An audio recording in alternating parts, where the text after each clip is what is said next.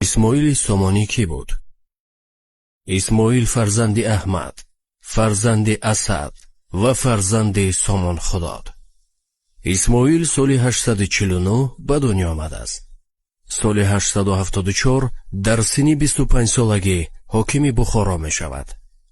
او در این وقت زیر رهبری برادرش نصر فعالیت می کرد.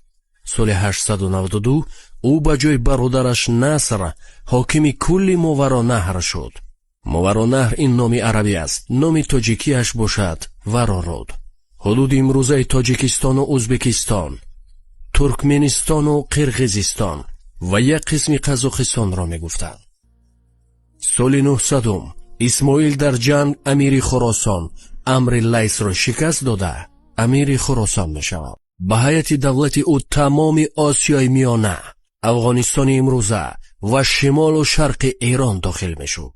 خدمت اساسی اسماعیل آن بود که همه ملک های تاجیک نشین را در یک دولت به هم آورده، زبان پارسی تاجیکی را در قلمرو دولت خود گسترش داد. او رکنهای دولتداری را پایه‌ریزی کرد و به وارثانش یک دولت قدرتمند توانا را میراث گذاشت. اسماعیل سال 907 دنیای فانی را پدرود گفت و به جای او پسرش احمد امیری خراسان شد. مقبره اسماعیل تا کنون در شهر بخارا پای برجاست.